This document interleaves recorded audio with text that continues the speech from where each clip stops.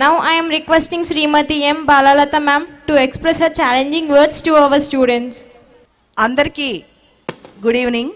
పాలకొల్లు ప్రాంతంలో ఇంత అద్భుతమైన ప్రాంగణంలో ఈ ఈవెంట్ ఇంత బాగా జరుగుతుందంటే నిజంగా శ్రీ వైష్ణవి స్కూల్ ఇంత కృషి చేసి, ముఖ్యంగా 1 month బ్యాకే నన్ను కాంటాక్ట్ చేసి ఈ ప్రోగ్రామ్ని ఇంత అద్భుతంగా ఆర్గనైజ్ చేసిన శ్రీనివాస్ గారికి, ఇంతమంది పేరెంట్స్ పిల్లలతో ఇక్కడికి వచ్చారు, మీ అందరికీ కూడా శుభాకాంక్షలు. ఇక్కడ చదువు అనేది చాలా గొప్ప ఆయుధం. ఎంత సామాన్యమైన జీవితాన్నైనా అద్భుతంగా తీర్చిదిద్దగల గొప్ప ఆయుధం విద్య. ఆ విద్యని ముందుకు తీసుకెళ్లే ఉద్దేశం అనేది ఇక్కడ జరుగుతుంది. మీకు ఇక్కడ నా జీవితం చదువు వల్ల ఎలా మార్పు వచ్చిందో మీకు చెప్పాలి. మీరు నన్ను చూస్తున్నారు, నేను కంప్లీట్గా వీల్ చైర్లో ఉన్నాను. మా నాన్నగారు ఒక జర్నలిస్ట్, న్యూస్ పేపర్స్లో ఆర్టికల్స్ అవి రాసేవాళ్ళు. మా అమ్మ ఒక హౌస్ వైఫ్. మా నాన్నగారు నేను చిన్నగా ఉన్నప్పుడు ఇంటికి రాగానే ఎత్తుకునేవాళ్ళంట. ఎత్తుకోగానే ఆయన జేబులో పెన్ను లాగేదానంట. నేను ఒకరోజు ఏడుస్తున్నాను కానీ పెన్ను టచ్ చేయలేకపోతున్నాను. దాంతో మా నాన్నగారికి డౌట్ వచ్చింది, ఈ పాపకి ఏదో బాగాలేదని చెప్పి హాస్పిటల్ తీసుకెళ్తే డాక్టర్స్ చెప్పారంట, మీ అమ్మాయికి పోలియో వచ్చింది, మీ అమ్మాయి నడవలేదు ఆల్రెడీ, ఇప్పుడే చెయ్యికి వచ్చింది అని చెప్పి. దాంతో మా అమ్మ మా నాన్నకి అర్థమైంది ఆ పరిస్థితి. చిన్నప్పుడంతా మా అమ్మ మా నాన్నకి ఏంటి తెలుసా, నన్ను ఏదైనా మంచి హాస్పిటల్ తీసుకెళ్ళాలి, ట్రీట్మెంట్ ఇప్పించాలి, ఆడపిల్ల కదా ఎంతో కొంత నడిస్తే బాగుండు అని చెప్పి. 8th క్లాస్ వరకు నేను సరిగ్గా స్కూల్కి కూడా వెళ్ళే అవకాశం దొరకలేదు. ఇంత మంచి స్కూల్, ఇంత మంచి వాతావరణం నాకు దొరకలేదు. తర్వాత 10th క్లాస్, ఇంటర్మీడియట్, డిగ్రీ చాలా నార్మల్ మార్క్స్. ఇక్కడ చాలామంది పేరెంట్స్ పిల్లల మార్కులు చూసి ఎక్కువ మార్కులు రాలేదేంటని అడుగుతారు. మా నాన్న ఒక మాట చెప్పేవాళ్ళు, జీవితంలో గెలవడం చాలా ఇంపార్టెంట్, కాన్సెప్ట్స్ రావడం చాలా ఇంపార్టెంట్, కేవలం పరీక్షలో మార్కులు మాత్రమే కాదు అని చెప్పి. నేను BA చదివాను. చదివే టైంలో మీకు తెలుసు, మన తెలుగు ఫ్యామిలీస్లో ఒక ఆడపిల్ల ముఖ్యంగా ఏదైనా వైకల్యంతో ఉంటే మనల్ని ఎలా చూస్తారు అనేది. మా చుట్టాలకు చాలా ప్రశ్నలు అని అది చెప్తాను మీకు. 2013లో అబ్బాయి నా దగ్గరకు వచ్చాడు. మేడం నేను IAS అవుదాం అనుకుంటున్నాను, 3 సార్లు ట్రై చేశాను కానీ నా వల్ల కాలేదు, నాకు మీ హెల్ప్ కావాలి అని చెప్పి. నేను చెప్పాను, నీ ఒక్కడికే సపరేట్గా నేను హెల్ప్ చేయలేను, నేను ఆల్రెడీ జాబ్ చేస్తున్నాను, క్లాసులు చెప్తున్నాను, నాకు అప్పుడే చిన్న బాబు కూడా పుట్టున్నాడు, ఇంత మందిని నేను హ్యాండిల్ చేయలేను, నువ్వు అందరిలో కూర్చో, నేను స్పీచ్ ఇస్తాను, క్లాసులు చెప్తాను, నీ ఒక్కడికే సపరేట్గా నేను సేవ చేయలేను అన్నాను. లేదు మ్యామ్, నా ఒక్కడికే నువ్వు సపరేట్గా హెల్ప్ చేయాలన్నాడు. నెక్స్ట్ రోజు, మరుసటి రోజు పొద్దున మా ఇల్లు డోర్ తీసేసరికి బయట కూర్చుంటున్నాడు. ఆ తర్వాత నా ఫోన్కి మెసేజ్ పెట్టున్నాడు.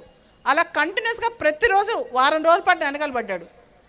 సరే ఒక కండిషన్ పెడతాను, ప్రతిరోజు పొద్దున 4:30 నేను ఎగ్జామ్ పెడతాను, ఆ 4:30కి ఎగ్జామ్ రాస్తే నేను ఒప్పుకుంటానని చెప్పి 365 రోజులు వాన చలి ఏ జరిగినా, వర్షం వచ్చినా చలి వచ్చినా రోజు పొద్దునే 4:30కి, రోజు నైట్ నేను పడుకునే ముందు క్వశ్చన్ పేపర్ రాసి అబ్బాయికి. స్మార్ట్ ఫోన్స్ వచ్చిన తర్వాత ఖచ్చితంగా చాలా మార్పు వస్తుంది, గొప్పగా ట్రాన్స్ఫార్మ్ అవుతుంది. అలా కాకుండా వాళ్ళని సెల్ ఫోన్లకు వదిలేస్తే మనం రేపు వచ్చే 10 సంవత్సరాల తర్వాత ఇంకొక విధమైన సమాజాన్ని చూడబోతున్నాం. కాబట్టి ఖచ్చితంగా పిల్లలకి ఎంటర్టైన్మెంట్ అవసరమే, ఆటలు అవసరమే, గేమ్స్ అవసరమే, కానీ దానికి ఒక పరిమితి ఉంటుంది, ఒక లిమిట్ ఉంటుంది. కాబట్టి పేరెంట్స్ అందరూ కూడా 2-3 అంశాలు నేను చెప్పాలనుకుంటాను. ఒకటి సోషల్ మీడియా, ముఖ్యంగా ఫోన్లు, గేమ్స్, టైంపాస్.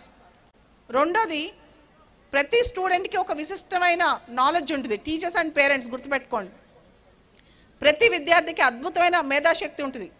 ఒక్కొక్కళ్ళు ఒక్కొక్క రంగంలో విశిష్టంగా ఉంటారు. మ్యాథ్స్ రాలేదని పిల్లల్ని జడ్జ్ చేయటం, లేదా సైన్స్లో ఫెయిల్ అయ్యాడని జడ్జ్ చేయడం చేయకండి. నేను చిన్నప్పుడు అన్ని సబ్జెక్టులు నాకు వచ్చేవి కాదు, కానీ పెద్ద అయిన తర్వాత సివిల్ సర్వీసెస్ అనే పరీక్షని 2 సార్లు పాస్ అయ్యాను. అంటే చిన్నప్పుడు మీకు ఒక సబ్జెక్ట్లో లోపం ఉన్నా, చిన్నప్పుడు ఏదైనా ఒక సబ్జెక్ట్లో తేడా ఉన్న పిల్లలు పెద్ద అయిన తర్వాత వాళ్ళని స్టాంప్ వేసేయకండి, వాళ్ళు ఇంకా పనికిరాడు అని చెప్పి. సో కేవలం పరీక్షలో వచ్చే మార్క్స్ మాత్రమే ముఖ్యం కాదు, వాళ్ళకి కాన్సెప్ట్స్ అర్థమైనయా లేదా అనేది చాలా ఇంపార్టెంట్. ఇక్కడ పేరెంట్స్తో పాటు చాలామంది టీచర్స్ ఉన్నారు. టీచర్స్ అందరికీ నేను ఒక చిన్న విషయం షేర్ చేసుకుందాం అనుకుంటున్నాను. నాకు ఒక బెస్ట్ ఫ్రెండ్ ఉన్నాడు. తను ఇప్పుడు బీహార్లో పెద్ద ఐజీ, పోలీస్ IPS ఐజీ అయ్యాడు. చిన్నప్పుడు అబ్బాయికి మ్యాథ్స్ అంటే అసలు ఇష్టం ఉండేది కాదంట. ఒకసారి మ్యాథ్స్ టీచర్ ఆ అబ్బాయి మార్క్స్ ఏదైతే ఉన్నాయో అవి క్యాలిక్యులేషన్ తప్పేశారు, ఎక్కువ వేసేసారు. తక్కువ మార్కులు వస్తే అబ్బాయికి ఎక్కువ మార్కులు వేశారు చూడకుండా. ఆ అబ్బాయి ఆ మార్క్ షీట్ చూసుకుని, టీచర్ నాకు ఎక్కువ మార్క్స్ వేశారు, నాకు అన్ని మార్క్స్ రావు అని చెప్పి టీచర్ దగ్గరికి వెళ్ళారు. ఆ అబ్బాయిని టీచర్ చూసి, నిజమే కదా నేను ఎక్కువ మార్క్స్ వేశానని చెప్పి తక్కువ మార్క్స్ పేపర్ తగ్గించి, కానీ మార్కులు ముఖ్యం కాదు, హానెస్టీ ముఖ్యం, నువ్వు చాలా హానెస్ట్గా నిజాయితీగా నా దగ్గరకు వచ్చావు కదా అని చెప్పి టీచర్ ఒక పెన్ను గిఫ్ట్ ఇచ్చి పిల్లల చేత క్లాప్స్ కొట్టించాడు అబ్బాయి నిజాయితీకి. ఈ అబ్బాయి 5వ తరగతిలో ఉన్నాడు. టీచర్ అంటే ఇష్టం ఏర్పడింది, అందరూ క్లాప్స్ కొట్టారు కదా, ఇష్టం ఏర్పడింది. ఇష్టం ఏర్పడేసరికి మ్యాథ్స్ చదవటం మొదలెట్టాడు టీచర్ కోసం. మ్యాథ్స్ టీచర్ కోసం మ్యాథ్స్లో ఎక్కువ మార్కులు వచ్చాయి. తర్వాత IIT మ్యాథ్స్ పాస్ అయ్యాడు. సివిల్ సర్వీసెస్ అనే పరీక్ష, IAS IPS పరీక్ష మ్యాథ్స్ ఆప్షన్తో పాస్ అయ్యాడు. తర్వాత ఇప్పుడు బీహార్లో టాప్ మోస్ట్ IPS ఆఫీసర్ అనమాట. అంటే ఒక టీచర్ అనుకుంటే 5వ తరగతి విద్యార్థిని IPS చేయగలడు. ఆ బలమైన శక్తి టీచర్లోనే ఉంటుంది. అరిస్టోటిల్ అనే ఒక పెద్ద థింకర్ ఒక మాట అంటాడు, my parents gave me birth, my teachers gave me life అని. తల్లిదండ్రులు జన్మనిస్తే టీచర్ జీవితాన్ని ఇస్తారు. అటువంటి అద్భుతమైన టీచర్స్ ఈ స్కూల్లో ఉన్నారు. యాన్యువల్ రిపోర్ట్ వింటున్నాను, వెల్కమ్ బ్యాక్ టు స్కూల్. చాలా అద్భుతంగా ఉంది ఈ కాన్సెప్ట్. మీకు తెలుసా, సెలవులు అయిపోయిన తర్వాత స్కూల్కి వెళ్ళాలంటే పిల్లలకి బాధ, స్కూల్కి ఎందుకు రాని. కానీ అలా కాదు, ఇక్కడ స్కూల్లో యాక్టివిటీస్ ఇంక్లూడింగ్ అక్షరాభ్యాసం దగ్గర నుంచి పండగల దగ్గర నుంచి ఈ స్కూల్లో లేని యాక్టివిటీ లేదు. ఇంత అద్భుతంగా యాక్టివిటీస్తో లెర్నింగ్ అనేది చాలా ఇంపార్టెంట్. చదువు అంటే చాలామంది ఏమనుకుంటారు తెలుసా, పుస్తకాలు బట్టి పడితే చదువు అనుకుంటారు. కాదు, పుస్తకాల కంటే గొప్పవి చాలా ఉన్నాయి చదువులో. మీకు కొన్ని అంశాలు చెప్తాను. పోయిన వారం 9 మాసాల పాటు స్పేస్లో స్టక్ అయిపోయి సునీత విలియమ్స్ అనే ఆవిడ భూమి మీదకి తిరిగి వచ్చింది సక్సెస్ఫుల్గా. 9 నెలల పాటు అక్కడే ఉండిపోయింది అంతరిక్షంలో. 9 నెలల తర్వాత తీసుకొచ్చారు. ఆవిడ గురించి తెలుసుకోవడం ఒక చదువు. ప్రధాని మోడీ గారు ఈరోజు శ్రీరామనవమి సందర్భంగా తమిళనాడులో పంబన్ బ్రిడ్జ్ అని చెప్పి అద్భుతమైన బ్రిడ్జ్ని ఇనాగ్రేట్ చేశారు రామేశ్వరం దగ్గర. అది కూడా ఒక చదువే. అంటే పిల్లల్లో చదువు అనేది కేవలం పుస్తకాలు మాత్రమే కాదు, మన చుట్టూ జరిగే అంశాలు కూడా వాళ్ళకి నేర్పించాలి. ఉదాహరణకి రీసెంట్గా మన ప్రభుత్వం పేదరిక నిర్మూలన గురించి ఒక కాన్సెప్ట్ తీసుకొచ్చింది, P4 అని చెప్పి. అసలు పేదరికం, పావర్టీ అంటే ఏంటో పిల్లలకు తెలియాలి. పేదరికం లేదా కష్టాలు తెలియకుండా పిల్లల్ని పెంచాలనుకుంటారు, కానీ కనీసం వాటి గురించి అవగాహన కల్పించాలి. చదువు అంటే కేవలం టెక్స్ట్ బుక్స్ మాత్రమే కాదు, ప్రపంచంలో జరిగే అంశాలు వాళ్ళకి నేర్పించడం అన్నమాట. కాబట్టి టీచర్స్ కానీ పేరెంట్స్ కానీ పిల్లల్ని హోలిస్టిక్ పర్సన్స్గా తయారు చేయాలని, అద్భుతంగా తయారు చేయాలని కోరుకుంటున్నాను. రెండోది, స్కూల్లో ఖచ్చితంగా కొంత న్యూస్ పేపర్ రీడింగ్ హ్యాబిట్ కానీ ఇంకొంత బెటర్గా కమ్యూనికేషన్ స్కిల్స్, ఆల్రెడీ స్కూల్లో మంచి కమ్యూనికేషన్ స్కిల్స్ కనిపిస్తున్నాయి. న్యూస్ పేపర్ రీడింగ్ కూడా పొద్దున్నే నేర్పించండి, ఇంకా పిల్లలు బెటర్ అవుతారు. సో ఇక నా విషయానికి వస్తే, నేను రోజుకి 10 నుంచి 15 గంటలు కష్టపడతాను. I'm a multitasker. నేను ఈ కండిషన్లో ఉండి కూడా గత 20 సంవత్సరాల నుంచి 2 రోజులు బ్రేక్ తీసుకోలేదు. నేను పోరాడుతూనే ఉంటాను, చాలా ప్రాంతాలకు వెళ్ళి ఇన్స్పిరేషన్ ఇస్తూనే ఉంటాను. ముఖ్యంగా ఇలాంటి ప్రాంతానికి రావడానికి కారణం, ప్రత్యేకమైన కారణం, శ్రీనివాస్ గారి స్కూల్ గురించి మా వాళ్ళకి చెప్పడం జరిగింది. పిల్లల్లో చాలా తెలివితేటలు ఉన్నాయి తెలుగు పిల్లల్లో, ముఖ్యంగా గోదావరి జిల్లాల పిల్లలు ఇంకా ఉన్నాయి.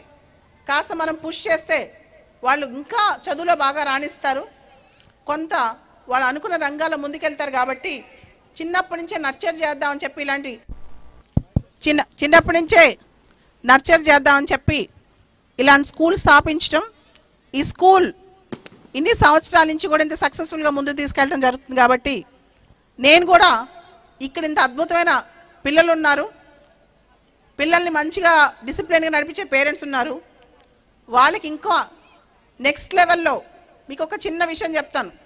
పేరెంట్స్ పాత్ర ఏంటో ఒక్క మాటలో చెప్తాను చూడండి. నాకు ఒక స్టూడెంట్ ఉన్నాడు, వాళ్ళ నాన్న పోలీస్ కానిస్టేబుల్. ఆ అబ్బాయి 5వ తరగతి చదివేటప్పుడు వాళ్ళ తండ్రి అబ్బాయిని, అరే నేను కానిస్టేబుల్ రా, నువ్వు ఐపీఎస్ అవ్వాలని చెప్పాడంట. చెప్పటమే కాదు, తన పోలీస్ ఆఫీసర్స్ ఉమేష్ చంద్ర గారు లాంటి స్టోరీస్ చాలా ఎక్స్ప్లెయిన్ చేసేవాడంట నాన్న. పోలీస్ స్టేషన్ తీసుకెళ్ళి చూపించాడంటే ఎంత పవర్ఫుల్గా చేయొచ్చు వీళ్ళని. ఆ అబ్బాయికి 5వ తరగతిలో మనసులో ఒక ఆలోచన పడింది, నేను పెద్ద అయితే ఐపీఎస్ అవ్వాలని. 22 సంవత్సరాల వయసులో నా దగ్గరకు వచ్చాడు. వచ్చినప్పుడు అబ్బాయి చాలా అమాయకంగా ఉన్నాడు, చాలా ఇంజనీరింగ్ అయిపోయింది వచ్చాడు. నేను అన్నాను, బాబు నువ్వు ఐఏఎస్ అయితే బాగుంటుంది, చాలా అమాయకంగా ఉన్నావు, ఐపీఎస్ అంటే చాలా కఠినంగా ఉండాలని. లేదు మ్యామ్ నేను ఐపీఎస్ అవుతాను, మా నాన్న కొట్టేసి వచ్చానని చెప్పాడు. వాళ్ళ నాన్న పోలీస్ కానిస్టేబుల్, వచ్చిన ఒక్క ఏడాదిలో ఐపీఎస్ కొట్టి వెళ్ళిపోయాడు. ఇప్పుడు 29 సంవత్సరాల వయసు, ఛత్తీస్గఢ్లో యంగెస్ట్ ఎస్పీ, అందరికన్నా చిన్న వయసున్న ఎస్పీ అనమాట. మీరు అసలు ఊహించుకోగలరా, ఒక కానిస్టేబుల్ కొడుకు ఐపీఎస్ అవటం, యంగెస్ట్ ఎస్పీ అవటం. దానికి పునాది ఎక్కడ పడిందో తెలుసా?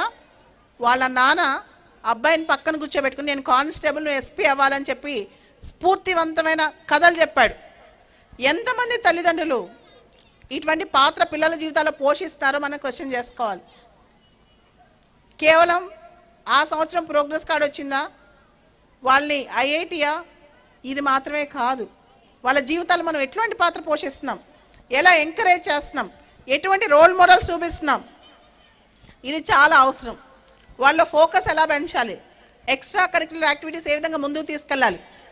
ఈ రోజుల్లో కుటుంబాల్లో అన్నీ ఉంటున్నాయి కానీ ఒక పాత్ర మాత్రం మిస్ అవుతుంది, బెటర్ పేరెంటింగ్. పిల్లలకి అతి గారాబం, హెలికాప్టర్ పేరెంటింగ్ స్టార్ట్ అయింది కానీ వాళ్ళకి నిజంగా ఏం కావాలో మనం ఇవ్వలేకపోతున్నాం. ప్రతిదీ ఒక్క క్షణం కూడా మన పిల్లలు ఎండలో ఎండకూడదు. సో చాలామంది సమస్య ఏంటంటే, మా అబ్బాయి ఇంటికి రాగానే టీవీ ఆన్ చేస్తాడు, మా అమ్మాయి ఇంటికి రాగానే సెల్ ఫోన్ తీసుకుంటుందని. ఆ సమస్య నాకు కూడా ఉంది, నాకు కూడా ఒక బాబు ఉన్నాడు.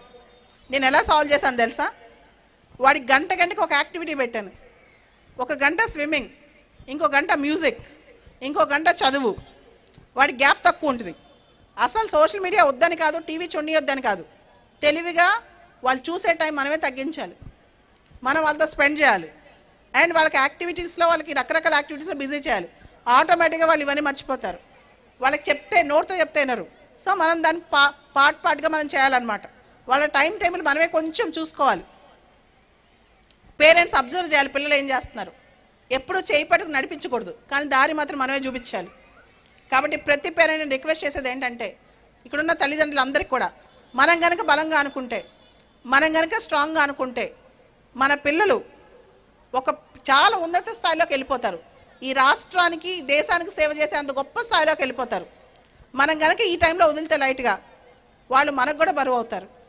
కాబట్టి పేరెంట్స్ పిల్లలు ఎటుపోతున్నారు అనేదాన్ని అట్లీస్ట్ ప్రతి వారం ఒకసారి రివ్యూ చేసుకోండి. వాళ్ళకి మనం ఏమి ఇస్తున్నాం, మనం ఏమి అందిస్తున్నామో తెలుసుకోండి. ఇది చాలా ఇంపార్టెంట్. అండ్ నేను చూశాను కదా, అండ్ మీరు మన సినిమాలు చూస్తుంటాం, కానీ నా చుట్టూ చాలా చిన్న స్థాయి నుంచి పెద్ద స్థాయికి వచ్చే రియల్ హీరోస్ ఉంటారు. వాళ్ళని చూసాక నాకు అనిపిస్తుంది ఇంతకంటే గొప్ప జీవితం అంటే నార్మల్ స్థాయి నుంచి చాలా గొప్ప స్థాయి. మీకు ఒక చిన్న కథ చెప్తాను, రియల్ స్టోరీ. నాకు ఒక స్టూడెంట్ ఉన్నాడు, తన పేరు రోణంకి గోపాలకృష్ణ. వాళ్ళ అమ్మ నాన్న ఏం చదువుకోలేదు. అమ్మ నాన్న పొలం పనికి వెళ్తారు. ఇంట్లో ఆ ఊర్లో ఎవరు చదువుకోలేదు. ఆ అబ్బాయి గవర్నమెంట్ స్కూల్లో చదువుకున్నాడు, BA డిస్టెన్స్ ఎడ్యుకేషన్లో చదువుకున్నాడు. తర్వాత గ్రూప్ 1 రాద్దామని హైదరాబాద్ వచ్చాడు. ఆ ఎగ్జామ్ కాస్త క్యాన్సిల్ అయిపోయింది. నాకు కనిపించాడు, సలహా అడుగుదామని. నేను చెప్పాను, బాబు నువ్వు గ్రూప్ 1 కాదు, నీకు ఎంత ఓపిక ఉంది, నువ్వు IAS అవ్వని. ఇంట్లో అమ్మ నాన్న చదివే లేదు, ఊర్లో ఎవరికి చదువు లేదు, శ్రీకాకుళం జిల్లా, అమ్మ నాన్న పనికి వెళ్తారు. ఆ అబ్బాయి ఇప్పుడు ఆల్ ఇండియా 3వ ర్యాంక్ వచ్చి ఐఏఎస్ కొట్టి తెలుగులో ప్రకాశం జిల్లా జాయింట్ కలెక్టర్ ఈరోజు. అంటే మనం మనిషి తలుసుకుంటే, మనిషి అనుకుంటే మార్చుకోలేని కథలంటే ఏమి ఉండవు. కానీ దానికి నాంది ఎక్కడ పలకాలంటే పిల్లల్లో, ఇళ్లలో పలకాలి. ఇక్కడికి శ్రీనివాస్ గారు నన్ను పిలవడానికి ప్రత్యేకమైన కారణం, ఎంతో కొంతమంది నేను చెప్పే మాటలు విని స్ఫూర్తి పొంది ఈ పాలకొలకు కానీ గోదావరి జిల్లాలకు కానీ పేరు తీసుకొస్తారని, ముఖ్యంగా ఇలాంటి ఒక వ్యవస్థ నడిపించడం మనం అనుకుంటాం, వ్యవస్థ నడిపించడం ఎవరైనా చేస్తారని నేను చెప్తాను. ఒక వ్యవస్థ నడిపించాలంటే జీవితం త్యాగం చేయాలి. నాకు కూడా ఒక వ్యవస్థ ఉంది. ఆ జీవితం అంతా త్యాగం చేయాలి అంటే అంత పెద్ద ఏది ఇచ్చినా త్యాగం చేయలేం. కానీ చేసి ఇంతమంది పిల్లల ముందు తీసుకెళ్తున్నారంటే దాని వెనకాల ఉన్న బలమైన కారణం ఒకటి ఉంటుంది. అదే ఎంతో కొంత ఒక ప్రాంతాన్ని అభివృద్ధి చేయటం, ఎంతో కొంత పిల్లల్ని నెక్స్ట్ లెవెల్లోకి తీసుకెళ్ళటం. దానికి కేవలం స్కూలు, టీచర్స్ మాత్రమే కాదు, పేరెంట్స్ కూడా సపోర్ట్ ఉండాలి. అప్పుడే మనం మంచి సమాజాన్ని నిర్మించగలం. కాబట్టి మీ కిడ్స్ అందరినీ ఎవరైతే పేరెంట్స్ ఉన్నారో, టీచర్స్ ఉన్నారో, టీచర్స్ కూడా ఒక చిన్న అడ్వైస్, మనం ఎటు చదువు చెప్తాం, చాలా కష్టపడతాం. క్లాస్ రూమ్లోకి వెళ్ళిన తర్వాత మన పిల్లలకి బయట పిల్లలకి మనకు తేడా తెలీదు. కానీ మనం ఇంకొక 10 నిమిషాలు ఇంకొంత ప్రేమతో, ఇంకొంత ప్యాషన్గా పిల్లలకి ఇంకొంత ముందుకు పుష్ చేస్తే మనం అనుకోనంత, అంటే చాలా గొప్ప స్థాయికి వెళ్తారు స్టూడెంట్స్. వాళ్ళకి టీచర్ నుంచి ఒక చప్పట్లు, టీచర్ నుంచి జస్ట్ ఒక అప్రిసియేషన్, టీచర్ పొగిడితే చాలు సబ్జెక్ట్ మొత్తం చదువుతారు.